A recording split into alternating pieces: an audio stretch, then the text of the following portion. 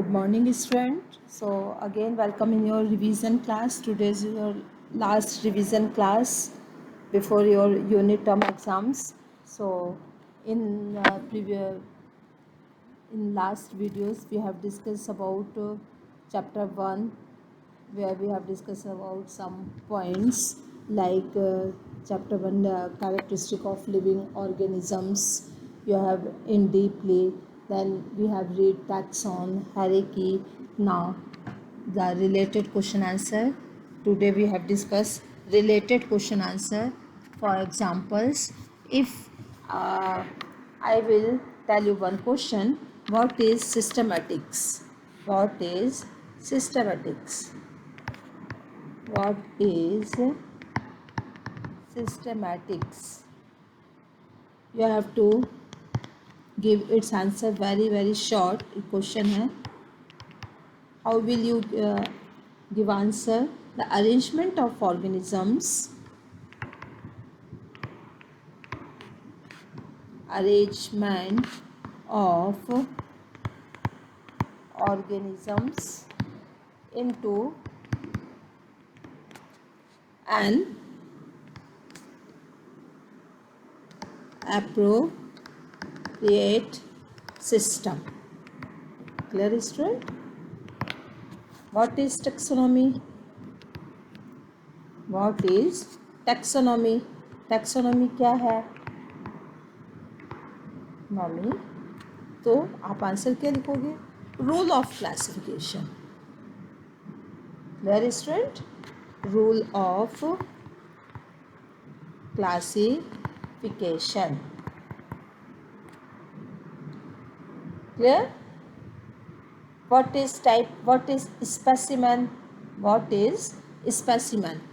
जब अभी आप लैब जाओगे तो जितने भी ऑर्गेनिजम्स हैं जो स्टडी के लिए रखे हुए हैं, that is called as specimen. But how to define this term specimen?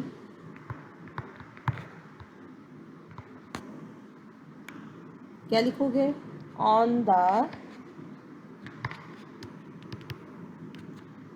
The descriptions on which specimen name is on which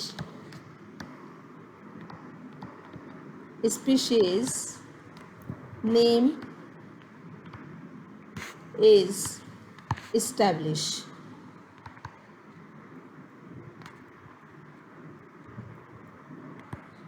clear?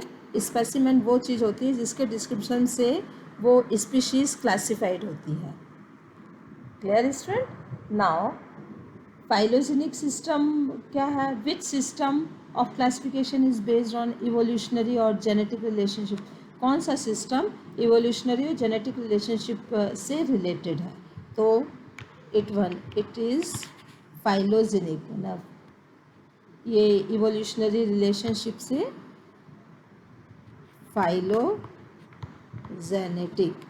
Phylogenetic system क्या है? It is related to evolutionary and genetic relationship of organisms, या genetic organisms, genetic relationship of organisms and evolutionary related system. It is phylogenic. ठीक है, किसी भी form पर एक question हो सकता है. Clear?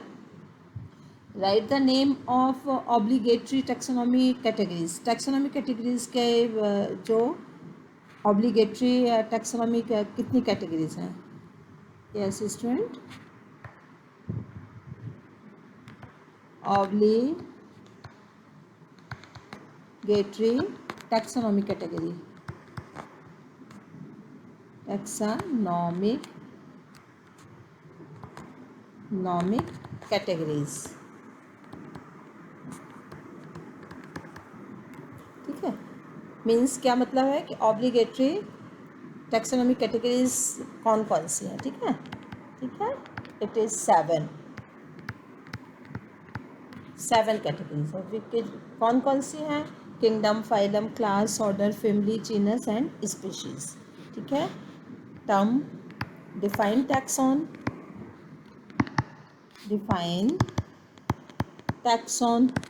Answer a group of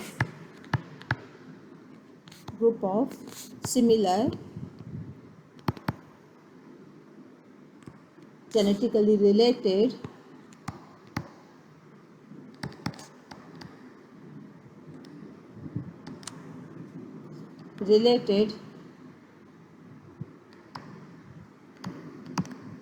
individual in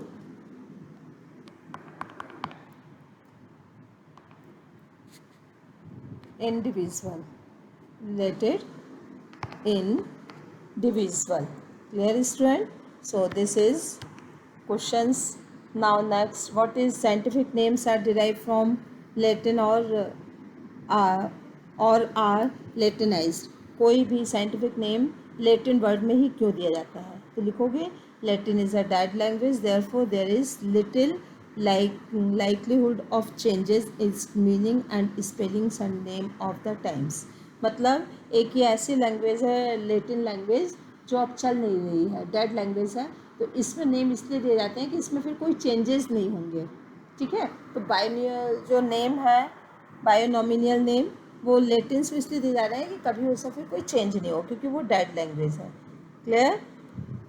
सो इस तरीके के क्वेश्चंस को आपको अंडरस्टूड करके लिखना है. क्लियर? अब आता है नेक्स्ट टॉपिक है जो it is second topic, it is biological classification. Biological classification में भी इम्पोर्टेंट पॉइंट्स आपको देखना है, स्पेशली 5 किंगडम सिस्टम और 2 kingdom system. So today I will discuss what is the fault of 2 kingdom system. 2 kingdom system is a classification works well for a long time. Now, however, it seems inadequate and unsatisfactory in views of new informations. मतलब इसमें भी जो views दिए गए थे वो पूरी तरीके से नहीं थे, inadequate थे, और unsatisfactory मतलब ये दो टर्म्स इसके डिफ़ॉल्ट को शो करते हैं 2 किंगडम सिस्टम को. ठीक है, कुछ ऐसी डिफ़िकल्टीज़ थी क्लासिफिकेशन में जो कि 2 किंगडम सिस्टम में थी. तो वो डिफ़िकल्टीज़ क्या थी? First, distinct between higher and more familiar plants and animal is quite clear. It is no difficulties in considering a tree or moss of plants and cow and grasshopper as an animal.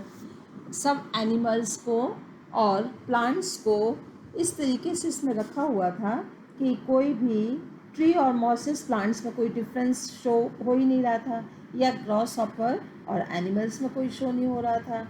This is not easy to recognise the lower organisms as a plants और animal. और ये easy नहीं हो पा रहा था किस तरीके से लोअर ऑर्गेनिजम्स प्लांट्स और एनिमल को सेपरेट किया जाए.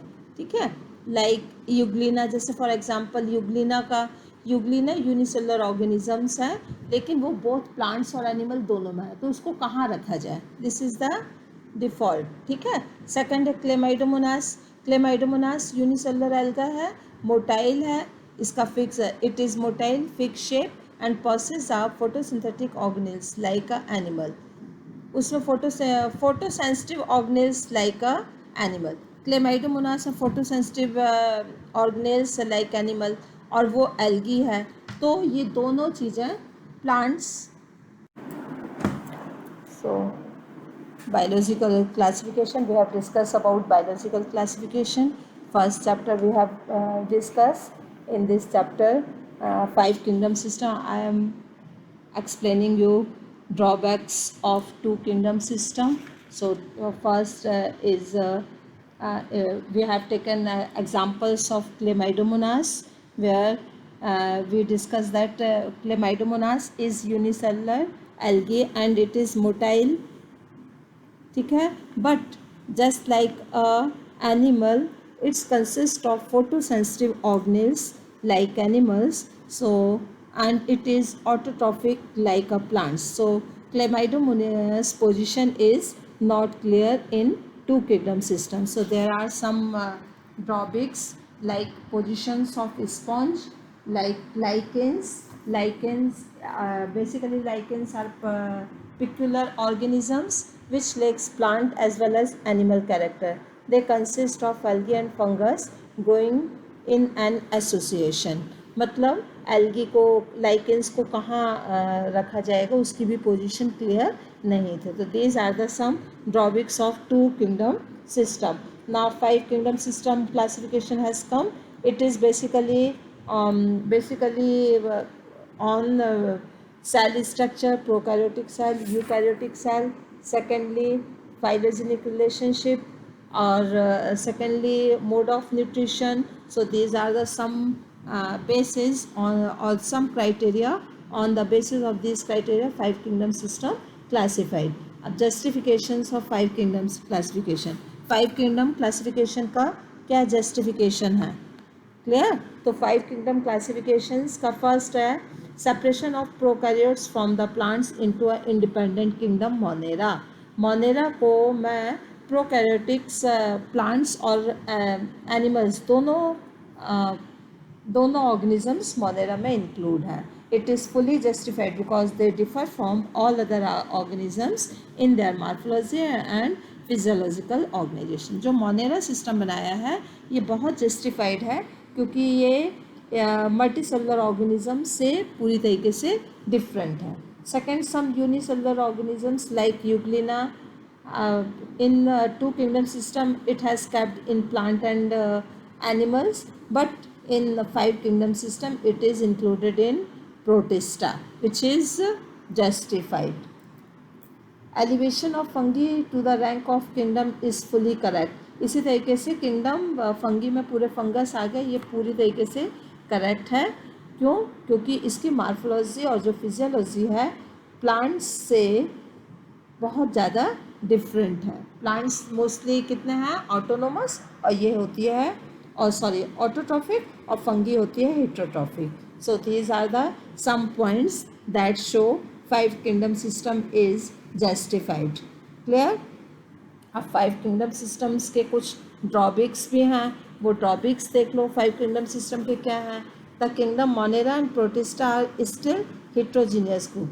मोनेरा और प्रोटिस्टा, मोनेरा एंड प्रोटिस्टा में कुछ हेट्रोजीनियस ग्रुप भी हैं. Both include photosynthetic and non photosynthetic. दोनों में फोटोसिंथेटिक भी हैं, नॉन फोटोसिंथेटिक भी हैं. ये एंड सेल वॉल भी है और विदाउट सेल वॉल वाले भी हैं. तो ये यहाँ पर थोड़ा सा डिफ़ॉल्ट है फाइव किंगडम सिस्टम में कि इसमें हेट्रोजीनस भी आ रहे हैं, कुछ फोटोसिंथेटिक ऑर्गेनिजम्स भी आ रहे हैं. सेकेंडली सेल वॉल के साथ वाले भी आ रहे हैं, ठीक है, और विदाउट सेल वॉल वाले भी आ रहे हैं, ठीक है. तो ये जो है ड्रॉबैक है. Second, phylogenic relationship is particularly in lower organisms are not fully reflected. जो फाइलोजेनिक रिलेशनशिप है स्पेशली लोअर ऑर्गेनिजम्स में फिट बैठती है, but it is not fully reflected. जैसे एक इसके लिए एग्जांपल्स है, some green algae and some photosynthetic bacteria gate